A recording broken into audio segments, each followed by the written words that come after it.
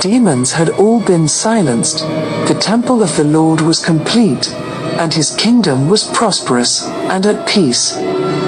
He was wealthier than any king before his time, blessed with unfathomable wisdom, and given power beyond mundane comprehension. The Spirit of God was with him, and he had dominion over all the spirits of the air, on the earth, and under the earth. What more could King Solomon ask for?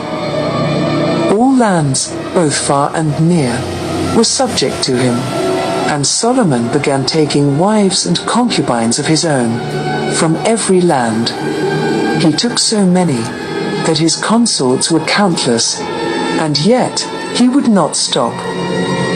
One day, he marched against the Jebusians, and there he saw a fair dame called Jebusian, the daughter of a man, and fell violently in love with her, desiring to take her as his wife, in addition to his many others.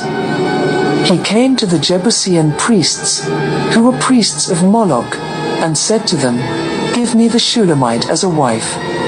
But the priests of Moloch said to him, "If you love this maiden, go in then, and worship our gods, the great god Raphan, and the god called Moloch." In fear of the glory of God, Solomon would not do as they bade him, and said to them, "I will not worship a strange god. What is this proposal that you compel me to do so much?" And they answered, "It is our custom, laid by our fathers." And when Solomon answered that he would on no account worship strange gods, the priests instructed the maiden not to sleep with him until he complied and sacrificed to the gods. Deeply conflicted, the king slowly began to succumb to his lustful desires. And on a fateful day, that fair maiden, that crafty Eros, brought him 5 locusts, and laid them beside her, saying, "Take these locusts, and crush them together in the name of the god Moloch, and then I will sleep with you." And Solomon did it, the worst thing he and his fathers could ever do. By sacrificing locusts to the god Moloch, he had fulfilled the prophecy of the worst of the 7 sisters.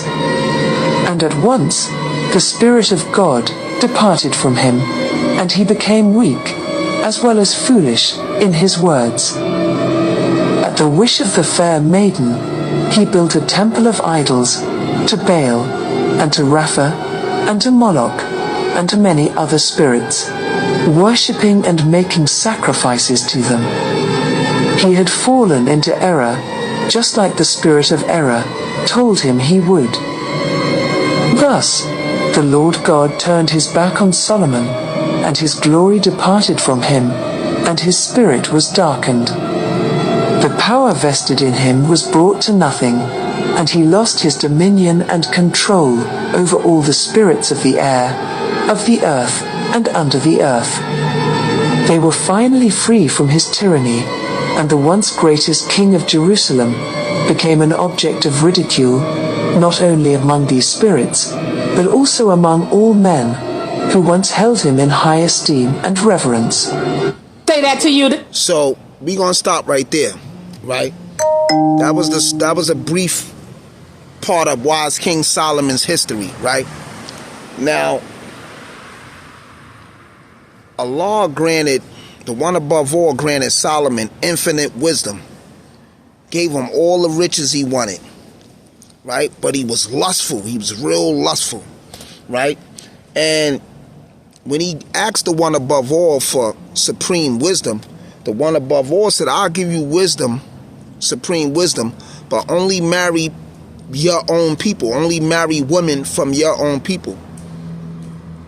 He didn't listen. He married women from various other ethnicities, races, colors, and creeds.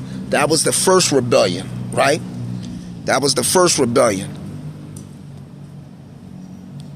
As he conquered people, conquered kingdoms, and created this illustrious, flourishing civilization, he couldn't control his lower desires. Solomon's downfall Solomon's downfall was his lust, right? Women, his lust.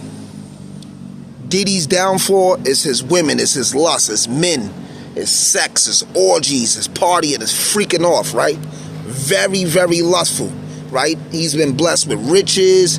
He's been blessed with wisdom, not wisdom in, I don't think, life, but wisdom with the music industry, the business, right? He's been blessed with some type of form of wisdom. That's how he was able to get rich and be successful like he was. But he was real lustful. He wanted men. He wanted women. He was fornicating, right?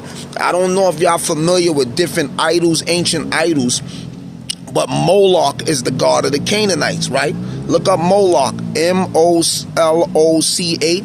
or you can spell it M-O-L-O-C. Moloch, right? You got Baal, B-A-A-L, right? Solomon dealt with women from civilizations that worshiped Baal, they worshiped Moloch, and they worshiped other gods, right? These is ancient, evil, demonic gods. A lot of people in Hollywood to this day worship Moloch. This is why they go to Bohemian Grove, and they go to all these different events, and you know, they under the Masonic order and all these dark orders, the Baphomet order. One of the gods in the Baphomet order is Moloch. It's also Baal, B-A-A-L, right? Y'all gotta tap into this, right? So men of integrity, this gonna be two parts because I gotta stop at 15 minutes. Men of integrity, men of higher self that deal with the higher chakras, right? One of the main things you must maintain to be a true man of the cloth or righteousness, you have to have discipline, right? We ain't saying be a monk, right? We ain't saying be a monk and don't wiggle with no bunnies. We ain't saying don't deal with women, right? But you have to have that strict discipline, right? Like me, I do 6 to 8 months abstinence sprees. Once I come out my cocoon, I might indulge and engage for like a month, and then I'll go back in my 6-8 month cocoon, right? Until I find me a wife, right? And then when I find me a wife, she has to be righteous like me, right? She has to don't smoke, don't drink. You know, she has to be of the same cloth as me, right? Because we have to be evenly yoked in righteousness, right? There's a fight going on. This nigga beating the shit out of his girlfriend up the block. You see this? I don't want to show it because that's like recording a crime. But 2 blocks over, a nigga beating up his girlfriend, right? People, we have to have self-control. When y'all indulge and engage with a woman, she has to succumb to your protocol. She has to succumb to your protocol. If she choose not to, then you cannot deal with her, fellas. She has to follow your protocol. If you follow her protocol, you're gonna lose. Not saying women can't help men win, right? But what I know one thing is this: a lot of men is lustful, and when they chase these women, they'll begin to indulge in idolatry, worshiping idols, right? And you know, the idols could come in many forms. Some men worship pussy. Some men ass worship. That's why all these dudes is fascinated by women with BBLs and big butts. Yo, you seen her ass is super fat, right? You don't care this bitch got corns on her feet. You don't care her face look like Bullwinkle. You don't care about none of that. You lusting over her butt. A lot of women don't even like the chick. They just like her butt. They don't even like the chick brain. They don't like her face. They just like her butt. Or they might be in love with her vagina, right? This is all lust. This is all dark energy. This is how Diddy felt victim. Just like wise King Solomon, right? Wise King Solomon lost all his riches, all his power, the protection of the one above all and everything. And that was his demise. Diddy is on the same road. Is this blog about Diddy? No, this blog is about being lustful, people. You gotta have discipline. You gotta have self-control. It's good to look. It's good to admire, right? But it ain't good to worship. Let me see if we got a few more minutes. And I want y'all to, this is still dealing with Solomon, people. Dirty police showed up at Meech's house. The dude showed up at... Why did that shit come at Meech? Top 5 strongest demons of King Solomon. 1. Lucifer. Also known as the Morning Star, Lucifer is often depicted as a high-ranking and influential demon in demonology texts, sometimes referred to as Satan. He was once the most perfect archangel until he rebelled against God and was banished to hell. 2. Belial. Belial is a powerful demon associated with lawlessness, wickedness, and worthlessness. In some texts, he is described as the elder demon, who existed even before Lucifer and was the grand general of hell legions. 3. Beelzebub. Beelzebub is often considered one of the 7 princes of hell. He's associated with gluttony, flies, and decay. Beelzebub is sometimes seen as a high-ranking demon second only to Satan. He is said to be often devious and seduce people into worshipping false gods, including himself. 4. Asmodeus. Asmodeus is another demon prince of the 7 princes of hell, who represents lust, seduction, and desire. He is often depicted as a powerful and cunning demon who tempts humans into immoral actions, thereby manipulating them to serve his purposes. 5. Paimon. Paimon is described as a king of hell that is the most obedient to Lucifer, and he is often depicted with a crown and riding a camel. He is known for his wisdom and knowledge of hidden things. Paimon can reveal secrets or provide knowledge of various arts and sciences, and bring wealth to those who worship him at a cost of a ritual of offering or sacrifice. So first let's go with Paimon, the 5th demon, right? People who's heavily into horoscopes. This nigga still beating the girl up. Damn, it's always dark energy when I'm blogging. Or a garbage truck or some stupid shit. Anyway, the 5th demon is the demon of do my shit off. Anyway, y'all heard the fucking,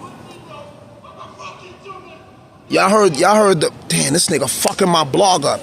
Yo, y'all heard the 5 demons. But anyway,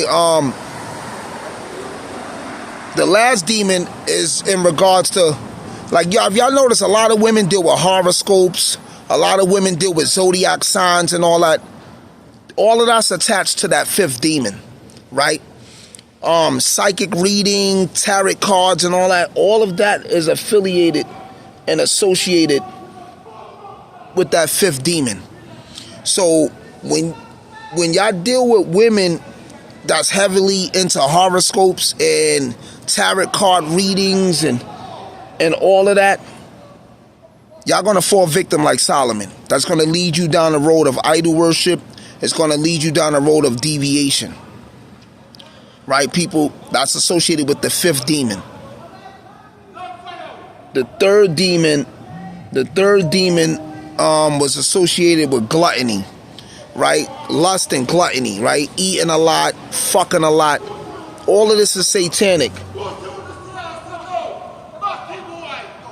Abstinence. Oh man, I'm about to end my blog because I'm gonna have to remix this nigga. He come next to me acting tough.